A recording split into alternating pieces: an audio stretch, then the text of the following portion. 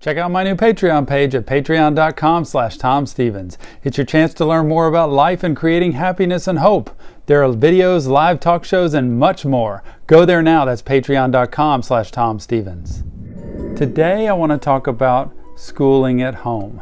Notice that's not homeschooling. In today's world, everybody's having to do it. And those who are homeschooling, it's not a big deal. But if you're schooling at home, you now have a new role. Let me give you a little bit of guidance that will help you find a new way to make this whole experience a little bit better. I want to tell you ahead of time, if your relationship with your children or child is not really strong, then you are in an uphill battle, and you just have to know that going in. The stronger the relationship, the easier it is to make this whole process go smoothly. I always tell parents, if the relationship's not good, you want to go backwards a little bit and try to work on the relationship while you're trying to structure things at home. The stronger the relationship, the easier everything else is. And there are strategies to be able to work on the relationship. I'm going to give you 3 points that are going to help you change the structure and the routine and hopefully the momentum of you working at home. Those 3 points are, number 1, lower your expectations. I know that I've said it over and over again, and I need to keep repeating it. Because we're in a different world today, at least temporarily, parents who have their children at home and are trying to manage school as well have got to lower their expectations. You can't all of a sudden become a teacher and expect your children to act the same way that they would act at school, because they're not in school and they're not in the structure of a regular day and they're not around their friends and they don't have their teachers that they're used to teaching them. So lowering your expectations doesn't mean forget about school, doesn't matter, let it go. Lowering expectations means let's work on having children get in a structure, a routine of working, then worry about the school learning after that. This looks like having specific times during the day where your children can do school. Certain times during the day where your children can have breaks or recess. Certain times during the day where your children have a snack or have a lunch period.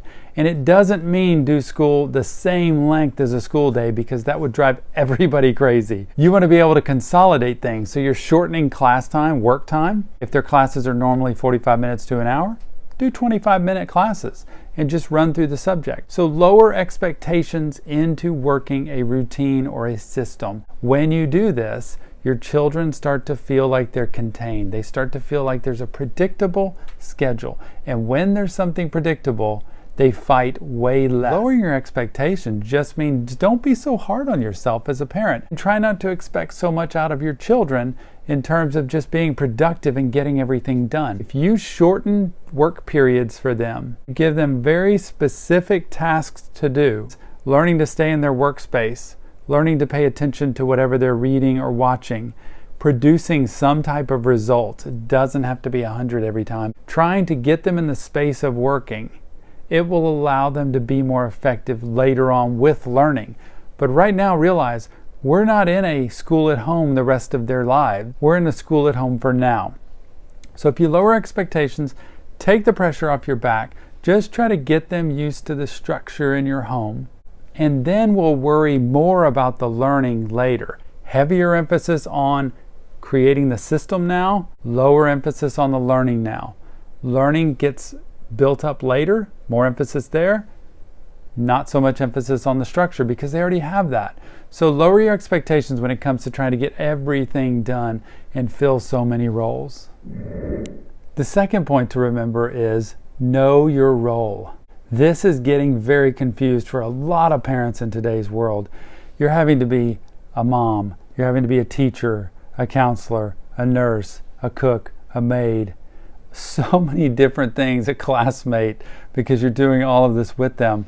You want to know your role and live your role. If you are in a teaching role or you're in a management role where you're trying to get them to do the work they need to do, then define that and talk like it and act like it and live it. Try not to bounce back and forth between really making them get some work done or sit in their chair and look at things and pretend to study, but then also asking them if they want cookies or crackers or milk, or if they're asking you and then you turn into the mom role and you go make them something or get them something. If you're a teacher, be a teacher. If you're a mom, be a mom.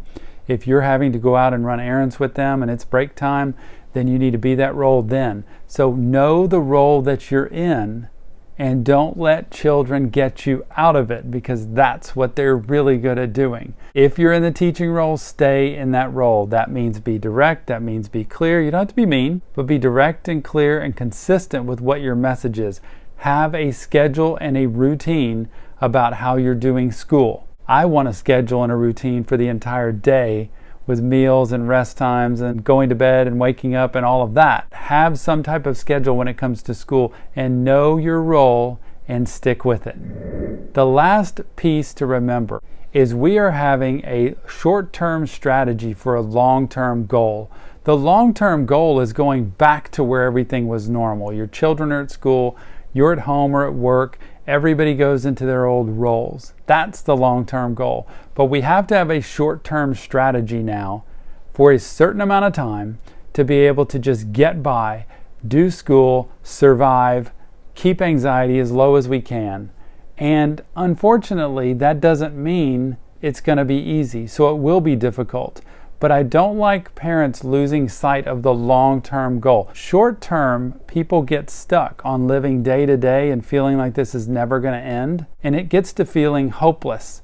What I want you to do is have the long-term vision, the long-term goal of this, hopefully, if we do it right, brings us closer together as a family, lets me learn how to set boundaries really well and fill a new role that I didn't know I'd have to do, and helps my children be able to pick back up easily when they do get back into school, whether it's next month or next year. Remember, there's a long-term vision, a long-term goal of we're going to keep looking of there will be a day when you're going back into school, and this short-term strategy of how we're doing home and school and home is going to help everybody manage things when it gets back to normal. So have a really short-term strategy of how I'm managing the day-to-day, but don't lose sight of that vision that we will get through this one day.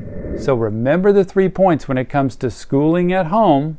Lower your expectations, know your role, and keep a long-term vision for your short-term strategy. Go out there and take on the day.